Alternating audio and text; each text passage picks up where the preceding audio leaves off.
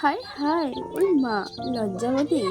হ্যাঁ, শুভদৃষ্টি করলাম, তাও আবার কি কচু পাতা দিয়ে। তো পুরো কচু বাগান তুলে নিয়ে এসেছি বাড়িতে, কচু পাতা ভাতে খাওয়া হবে বলে। তো দেখো কত সুন্দর কচু পাতাগুলো।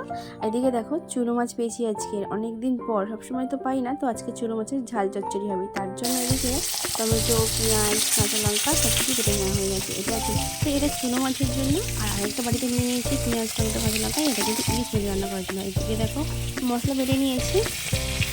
আর একটি মোস্ট পার্ট মেন মেনু, সেটা হচ্ছে কচু পাতা ভাজা, তো সেটাও ভাতের মধ্যে দিয়ে দিলাম।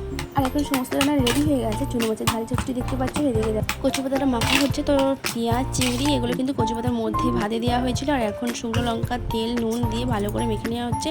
এদিকে তেলো কাঁকড়া দিয়ে শসা, আলু দিয়ে একটা চচ্চড়ি করা হচ্ছে। তো বাবাকে ভাত দিয়ে দিয়েছি, বাবা খেতে বসে গেছে। এদিকে দেখো আমার ভাতটা আমি রেডি করে নিয়েছি। মাছের ঝাল, কচু পাতা ভাতে আর চচ্চড়ি, কাঁকড়ার চচ্চড়ি, তো সবটা নিয়ে চলে আসলাম। এবার খাওয়া শুরু করবো। তো তোমাদেরকে টেস্ট করে বলবো কেমন হয়েছে।